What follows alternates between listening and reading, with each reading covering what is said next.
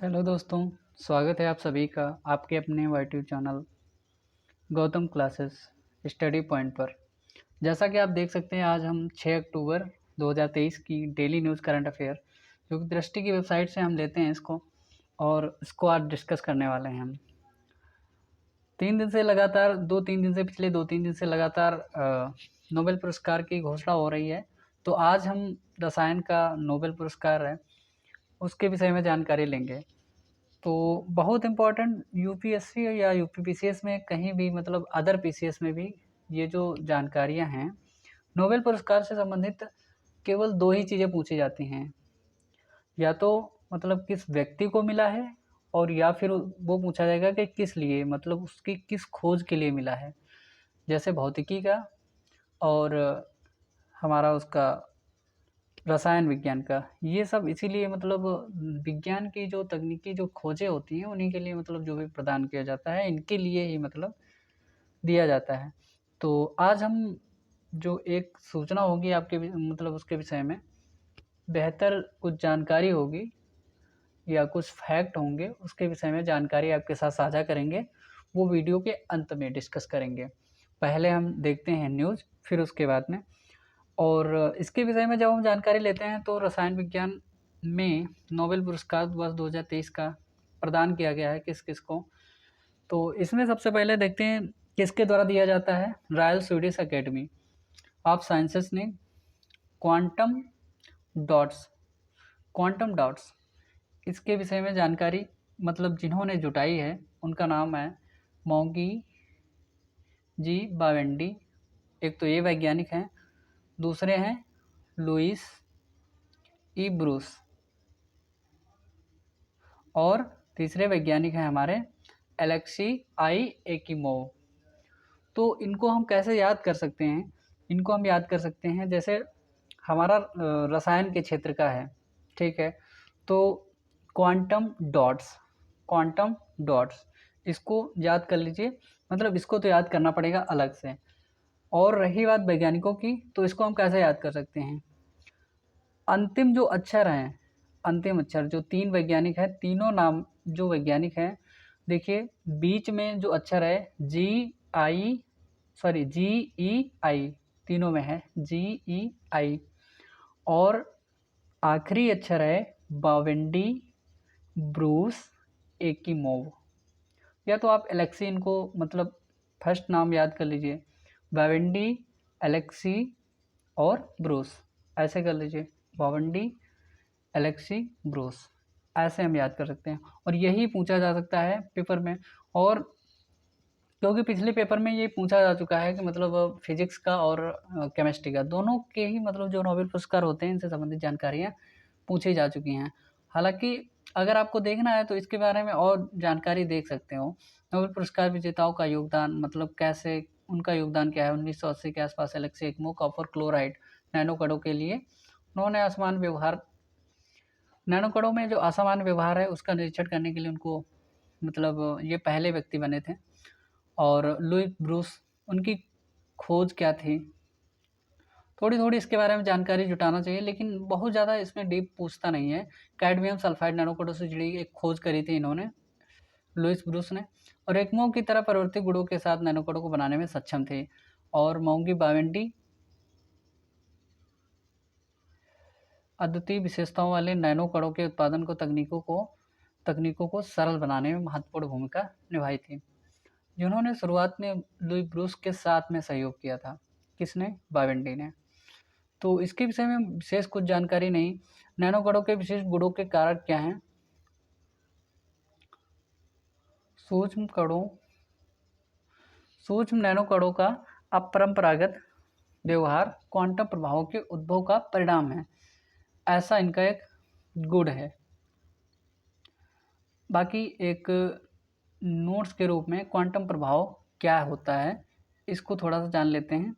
विशेष जो जानकारी होती है उसी को हमें फोकस करना है कि जो एग्जाम में पूछी जाए। जो एग्जाम में बिल्कुल नहीं आएगा उसको हम जानकारी को जुटाना व्यर्थ रहेगा हमारे लिए।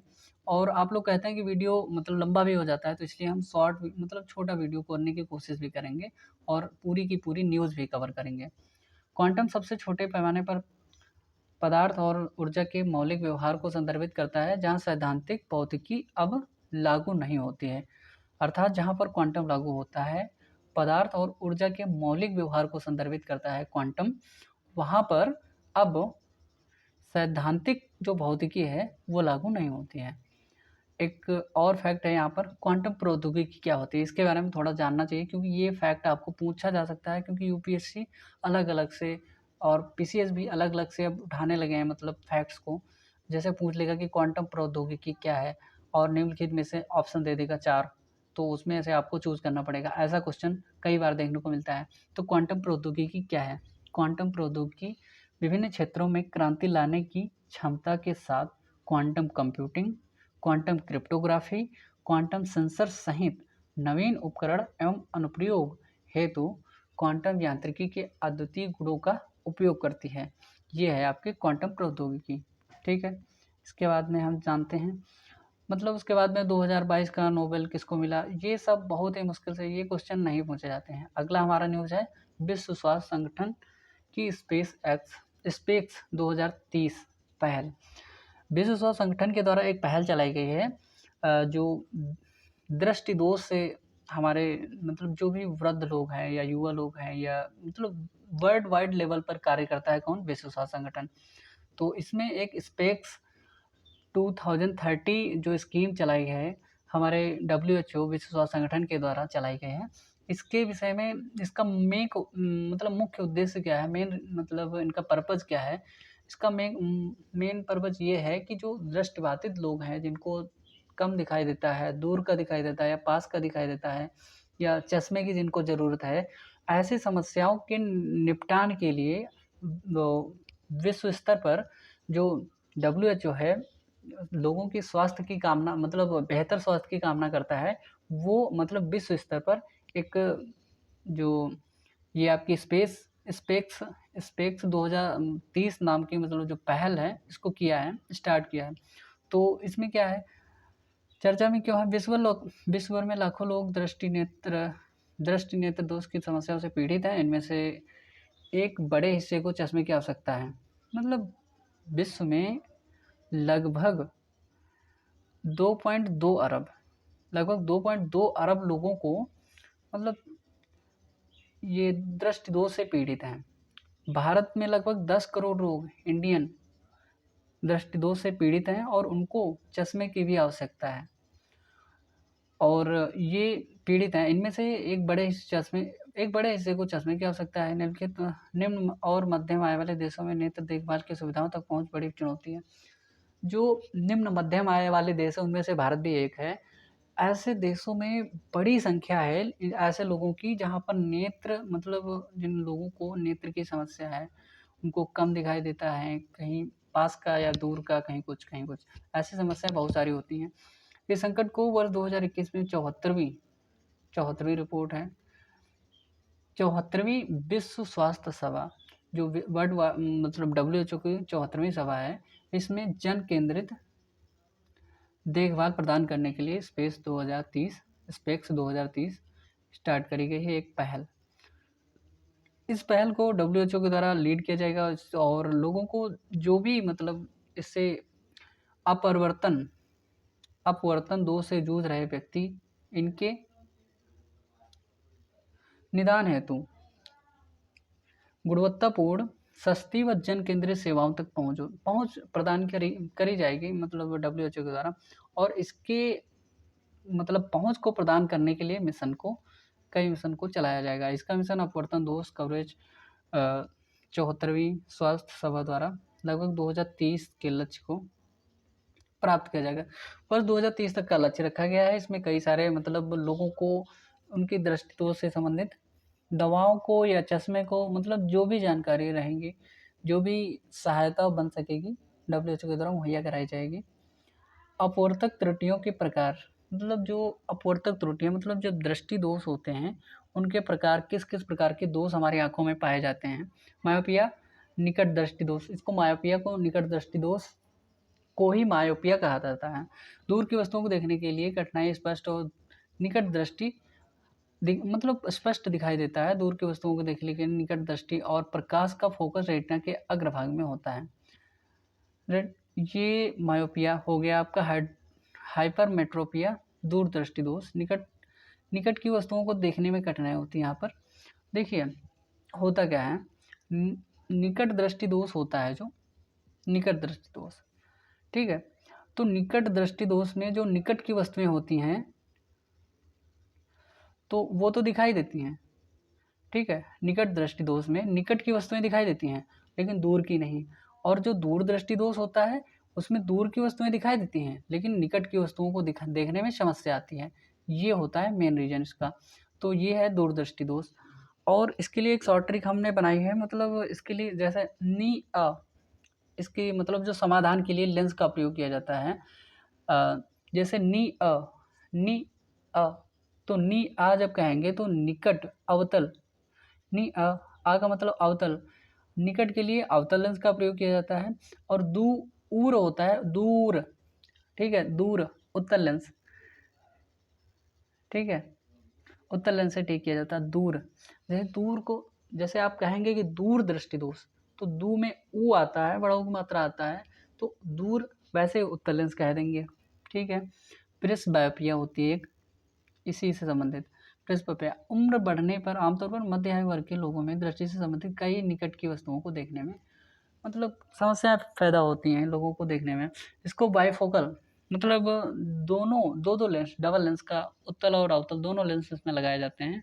दृष्टि वैषम्य किसी भी दूरी पर धुंधली या निकट विकृत दृष्टि होना, अनियमित कॉर्निया या लेंस का आकार असमान प्रकाश के फोकस का कारण बनता है। इसे बेलनाकार सिलेंड्रिकल लेंस से भी ठीक किया, सिलेंड्रिकल लेंस से दृष्टि वैषम्य को ठीक किया जाता है। अपवर्तक त्रुटियों के लक्षण, आम धुंधली दृष्टि हो जाती है, कलर ब्लाइंडनेस वर्णांधता होती है। ये तो कलर ब्लाइंडनेस कभी कभी अनुवंशिक होता है। सामान्य तरीके से रंगों को देखने पर असमर्थता वर्णांधता में व्यक्ति आमतौर पर हरे और लाल रंगों के बीच अंतर नहीं कर पाता। अच्छा, वर्णांधता जो होती है कलर ब्लाइंडनेस, तो इसमें होता क्या है, इसमें जो व्यक्ति होता है, जिस व्यक्ति को हो जाता है ये, तो वो हरे और लाल रंगों के बीच में अंतर नहीं कर पाता है।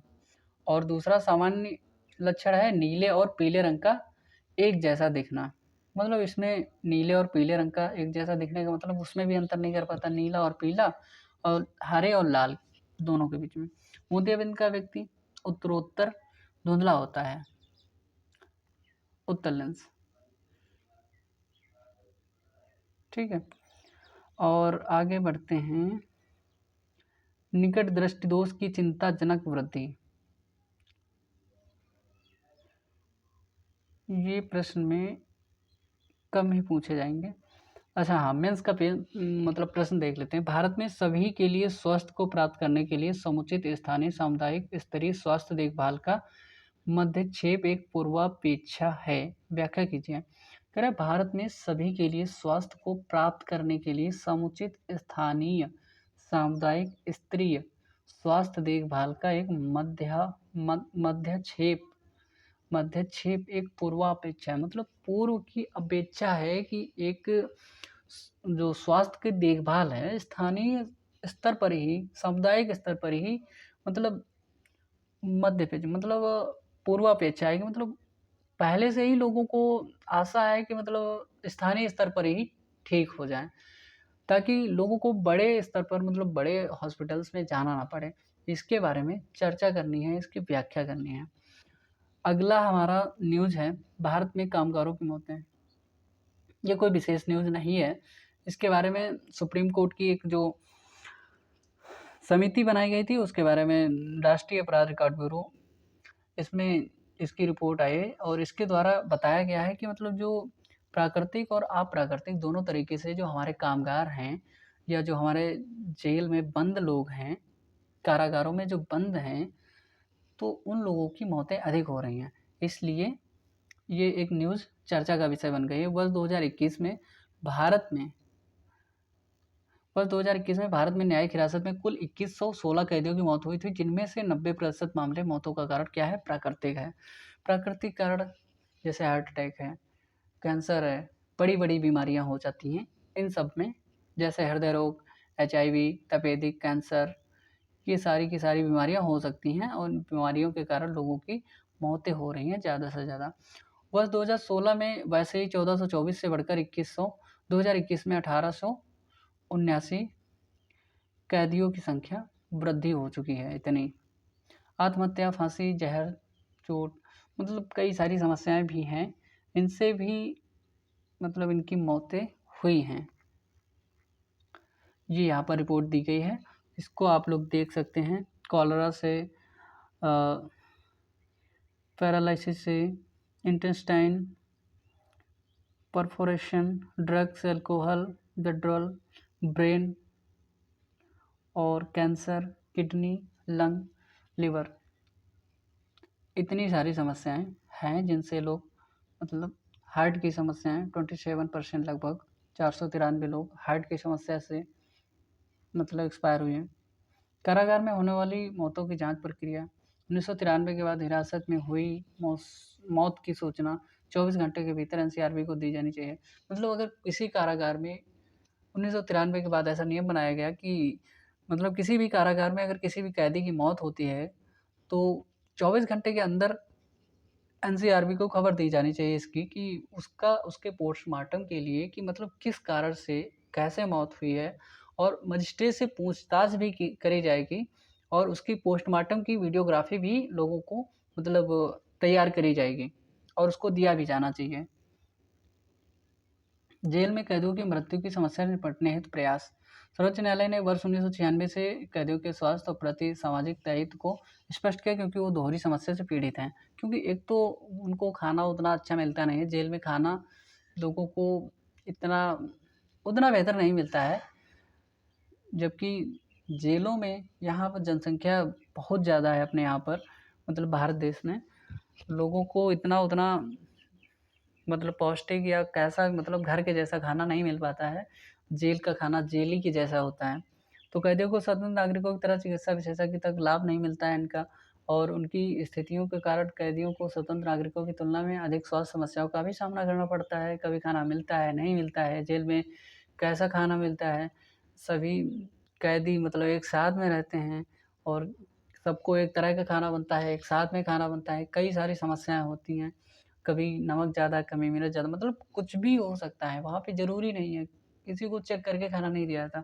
मतलब आया है, एक साथ में सभी के लिए खाना बना है, लाइन लगाओ, बस खाओ-पियो, आगे बढ़ो। ये समस्याएँ हैं। सरकारी प्रयास किए गए कुछ 2016 में जेल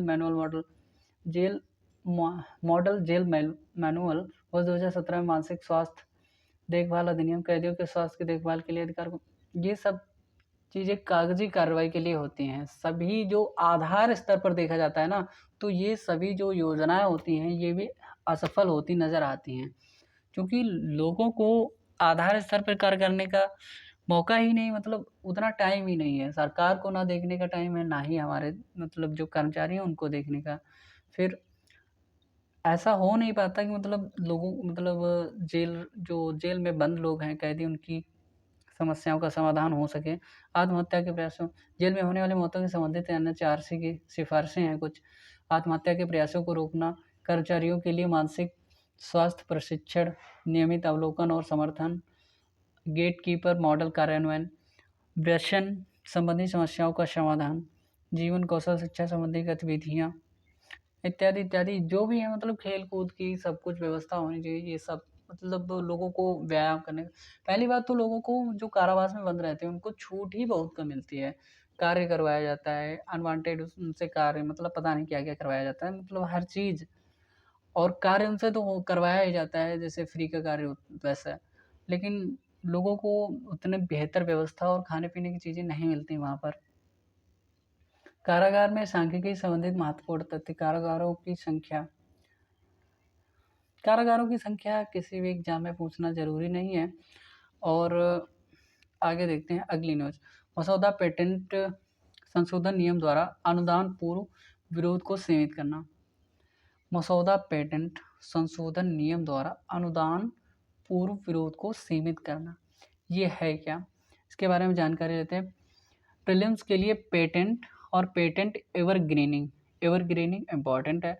अनुदान पूर्व विरोध, मेंस के लिए क्या है, किफ़ायती जेनेरिक दवाओं और बौद्धिक संपदा अधिकार आईपीआर और उपलब्धता और पेटेंट नियमों का प्रभाव। चर्चा में क्यों है? ये न्यूज़ इम्पोर्टेंट बन सकती है किसी भी एग्जाम के लिए। चर्चा में क्यों है?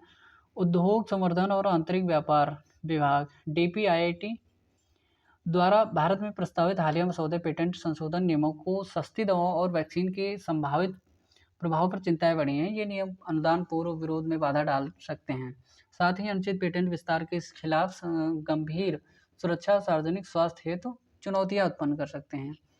मतलब जो मसौदा पेटेंट संशोधन नियमों ने सस्ती दवाओं और वैक्सीन पर उनके संभावित प्रभाव पर चिंताएं बढ़ा दी। देखिए, चिंताएं बढ़ी किस लिए हैं? क्योंकि ये सस्ती दवाएं हैं जो, और वैक्सीन जो हैं, इनका जो है ये नियम के अनुसार नहीं है। ठीक है, कोई कभी कभी होता है आईपीआर किसी के पास होता है, ठीक है, किसी के पास कॉपीराइट होता है अपना, और कॉपीराइट होता है, कॉपीराइट वो कंपनी पैसा भर के भ्रष्टाचार करके वो अपना कॉपीराइट को बढ़वा लेती है। वैसे आईपीआर मतलब जो कॉपीराइट होता है 20 साल मतलब 20 साल के लिए होता है, लेकिन वो कंपनी 20 साल के लिए और बढ़वा देती है अपना, तो ताकि कोई दूसरी कंपनी मतलब उसकी दवा को बना ना सके। कॉपीराइट हटने के बाद में सस्ती दवाएं कम से कम 50 से 60%, कोई दवाएं तो 80-80, 90-90% तक मतलब सस्ती हो जाती हैं। जब तक कंपनियों का अपना कॉपीराइट रहता है तब तक ये कंपनियां जो होती हैं ये अपना मतलब महंगी मतलब जिस दाम पे चाहती हैं उस दाम पे बेचती हैं। बाकी जब कॉपीराइट हट जाता है तो कोई भी कंपनी उस दवा को कोई भी मतलब किसी भी क्षेत्र में, अगर आपके पास किसी पुस्तक का मतलब लेखन का कार्य का कॉपीराइट है उसके पास, तो 20 साल के बाद में आपका समाप्त हो जाता है। तो ऐसा होता है। तो मसौदा पेटेंट संशोधन नियम में क्या है? पेटेंट संशोधन नियम परिचय, इसके बारे में देखते हैं। पेटेंट संशोधन नियमों का मसौदा भारत में मौजूदा पेटेंट नियमों के प्रस्तावित संशोधनों का एक सेट है जो पेटेंट दाखिल करने और उसकी जांच करने का उनका विरोध करने की प्रक्रियाओं में शुल्क को विनियमित करता है। मतलब जो पेटेंट दाखिल करने और उसकी जांच करने, पेटेंट समझ रहे हो ना, पेटेंट अधिकार होता है, जांच करने उसका और उनका विरोध करने, प्रक्रियाओं को और उनको शुल्क को विनियमित करने, मतलब उन पर कितना शुल्क लगेगा, उनकी जो क्या प्रक्रिया होगी, उसको उसकी प्रक्रिया की जांच करने के लिए कोई सी भी दवा अगर बनाई जा रही है उसकी प्रोसेस क्या है, उसकी भी जांच होती है। पता नहीं मतलब कौन सा तुम केमिकल मिला रहे हो, कोई ज़्यादा हो जाता है, कोई कम हो जाता है। हाल की नहीं, 1-2 साल हो गया है न्यूज़, वो जो आपकी जो आती है क्या कहते हैं, मैगी में प्लास्टिक की मात्रा ज़्यादा थी, तो हमारे देश में एक बार उसको वो बैन किया गया था। मतलब किसी कंपनी की मतलब उसमें ज़्यादा मात्रा थी, प्लास्टिक मात्रा ज़्यादा थी, तो इसीलिए उसको एक बार उसको कहा गया था। मतलब उस पे कई बार हमारा जो मतलब सुप्रीम कोर्ट होता है, अगर वहाँ तक पहुँच जाता है मामला, तो वो भी अपना चार्ज लगा देता है। तो यहाँ पर आधारी स्तर पर जो भी मतलब जो मतलब इनके देखभाल का कार्य करती हैं हमारी जो एजेंसियाँ, उनके द्वारा मतलब इसको देखभाल और इनकी जांच करी जाती है और नियंत्रित भी इनको किया जाता है। तो इसके मतलब पेटेंट संशोधन नियमों का मसौदा भारत के मौजूदा पेटेंट नियमों में प्रस्तावित संशोधनों का एक सेट है जो पेटेंट दाखिल करने और उसकी जांच करने और उनका विरोध करने की प्रक्रियाओं और शुल्कों में नियमित करता है। मुख्य विशेषताएं इसकी क्या है? अनुदान पूर्व विरोध दाखिल करने के लिए परिवर्तनीय शुल्क की शुरुआत 1500 रुपये से लेकर 40,000 रुपये तक हो सकती है और राशि श्रेणी आवेदकों की संख्या के आधार पर लागू की गई है। पेटेंट के नियंत्रक को अनुदान पूर्व विरोध दर्ज करने की मांग करने वाले व्यक्तियों या नागरिक समाज संगठनों द्वारा प्रतिनिधित्व की स्थिरता निर्धारित करने की शक्ति देने का प्रावधान भी किया गया है। अनुदान के बाद विरोध दाखिल करने के लिए अधिकाधिक शुल्क में वृद्धि जो आवेदक द्वारा खर्च की गई कुल पेटेंट आवेदन लागत के बराबर होगी। मतलब जितना उसको आवेदन किया गया है, मतलब उसमें आवेदन में करी गई लागत उतनी ही होगी, उसके बराबर होगी। चिंताएं क्या है? सस्ती दवाओं तक पहुंच प्रतिबंधित करना, जेनेरिक दवाओं को पहुंच को प्रतिबंधित कर सकते हैं। ऐसे अनुदान पूर्व दाखिल करने के लिए परिवर्तनीय शुल्क या नागरिक समाज संगठनों और रोगी समूहों को एक व्यापक वित्तीय बोझ डाल सकती है। अर्थात जो लोग बीमार हैं उनके ऊपर और ज़्यादा बोझ पड़ सकता है अगर ये दवाएं मतलब रुक गई। नियंत्रक का विवेक क्या है? नियंत्रक का विवेक मौजूदा पेटेंट 1970 के तहत जो मौजूदा वर्तमान में मौजूदा पेटेंट जो अधिनियम है 1970 के तहत कोई भी व्यक्ति पेटेंट को चुनौती देने के लिए लोकतांत्रिक दृष्टिकोण के साथ अनुदान पूर्व विरोध दर्ज करा सकता है। अगर आपको लगता है कि कोई भी कंपनी मतलब या किसी भी दवा में मतलब ऐसी कोई भी वस्तु जिसका पेटेंट है उसमें अगर कोई कमी पाई जाती है तो आप उसको मतलब उसके विरोध में मतलब शिकायत दर्ज करवा सकते हैं। हालांकि प्रारूप नियमों और नियंत्रणों को अनुदान पूर्व दाखिल करने वालों की स्थिरता को तय करने का अधिकार देने का प्रावधान है। सत्ता में इस बदलाव ने पेटेंट का विरोध करने वालों के लिए संभावित पूर्वाग्रहों और चुनौतियों के बारे में चिंताएं बढ़ा दी हैं। सही बात है, अगर ये पेटेंट मतलब मसौदा चलता है तो इससे चिंताएं तो बढ़ेंगी। पूर्व में अनुदान सार्वजनिक स्वास्थ्य सुरक्षा उपायों का प्रभाव पड़ेगा। पूर्व अनुदान विरोध पेटेंट की एवरग्रीनिंग और अनुचित अधिकार देने जैसी प्रथाओं के विरुद्ध एक महत्वपूर्ण सार्वजनिक स्वास्थ्य सुरक्षा के रूप में कार्य करता है। पेटेंट की एवरग्रीनिंग मूल पेटेंट समाप्त होने से पहले नए पेटेंट प्राप्त करके पेटेंट की अवधि बढ़ाने की एक रणनीति है। यही है पेटेंट की एवरग्रीनिंग, अर्थात जो आपके पास 20 साल का पेटेंट मतलब आपने पेटेंट जो भी प्राप्त किया है किसी भी मतलब आपने वस्तु पर उस पर पेटेंट आपका है, अधिकार है। उसके बाद में उस पेटेंट को बढ़ाने की प्रक्रिया बढ़ाने के बाद में जब वो बढ़ जाता है तो उसको कहते हैं एवरग्रीनिंग। ठीक है, नए पेटेंट प्राप्त करते हैं। पेटेंट अवधि बढ़ाने की रणनीति भारत में पेटेंट अधिनियम 1970-2005 में संशोधित किया गया था। उसकी धारा 3D ज्ञात पदार्थों के नए रूपों के लिए पेटेंट प्रदान करने पर रोक लगाती है जब तक कि वे प्रभावकारिता में काफ़ी भिन्न ना हो। अर्थात अगर कोई भी पेटेंट आपने प्राप्त कर लिया है उसके बाद में उसको नवीनीकृत करवाने के लिए आपको दूसरा फार्मूला लाना पड़ेगा, उसमें बदलाव करना पड़ेगा। जब तक उसमें बदलाव नहीं होगा तब तक आपको दोबारा पेटेंट का अधिकार नहीं तो वो आपका समाप्त हो जाएगा, नहीं तो दोबारा आपको मिलेगा। अगर मिलेगा तो अगर आप में बदलाव जितना उसके लिए उचित है उतना बदलाव है तो आपको मिलेगा पेटेंट, नहीं तो नहीं मिलेगा, मतलब एवरग्रीनिंग। तो आगे बढ़ते हैं। यह गुणवत्ता सुनिश्चित और किफ़ायती जेनेरिक दवाओं और तक निरंतर पहुंच सुनिश्चित करता है। अनुदान पूर्व विरोध कमजोर करने अनुचित पेटेंट विस्तार हो सकता है जिससे आवश्यक दवाओं और टीकों तक पहुंच सीमित हो सकती है। फार्मा लॉबिंग चिंताएं व्यक्त की गई हैं कि संशोधन नियम फार्मास्यूटिकल कंपनियों के पक्ष में है। अब देखिए, अगर फार्मास्यूटिकल जो संशोधित नियम हैं फार्मास्यूटिकल कंपनियों के पक्ष में हैं और अनुदान पूर्व विरोध के भारत के विशेष प्रावधान को कमजोर कर सकते हैं। अच्छा, अगर वो नियम फार्मास्यूटिकल कंपनियों के मतलब फॉर्म में है, उनके पक्ष में है, तब तो इन नियमों को कमजोर करेंगे, पक्का है कमजोर करेंगे। वैश्विक प्रभाव क्या है? वैश्विक प्रभाव आवश्यक दवाओं तक पहुंच का खतरा मरीजों को जोखिम में डाल सकता है। जेनेरिक दवा उद्योग को प्रभावित कर सकता है। भारत और वैश्विक दक्षिण के मरीज जो भारत में किफ़ायती जेनेरिक दवाओं का टीकों के उत्पादन पर काफ़ी हद तक निर्भर है, प्रस्तावित परिवर्तनों से असंगत रूप से प्रभावित हो सकते हैं।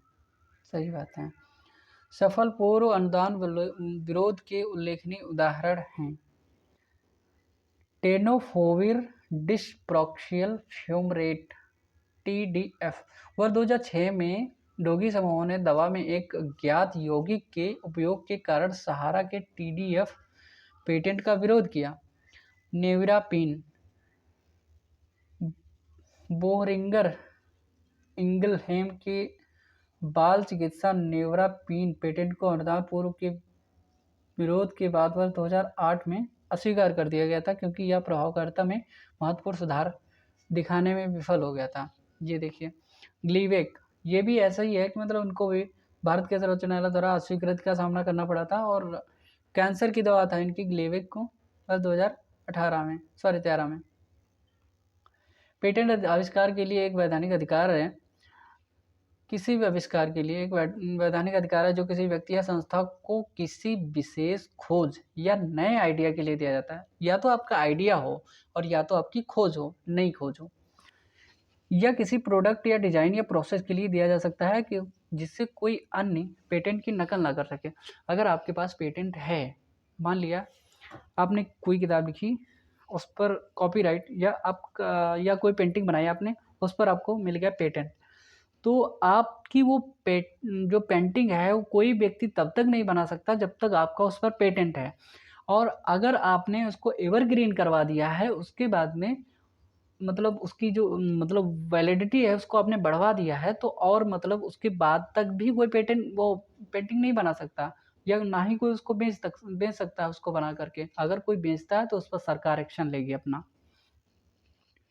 कह रहा पेटेंट संरक्षण एक क्षेत्रीय अधिकार है, इसलिए यह केवल भारत के क्षेत्र के अंदर ही प्रभावी है। वैश्विक पेटेंट की कोई अवधारणा नहीं है, अर्थात ये भारत के अंदर ही है। किसी आविष्कार के लिए पेटेंट योग्यता मानदंड क्या है? यह नवीन होना चाहिए, इसमें एक आविष्कारी कदम तकनीकी उन्नति शामिल होना चाहिए, औद्योगिक अनुप्रयोग में सक्षम होना चाहिए।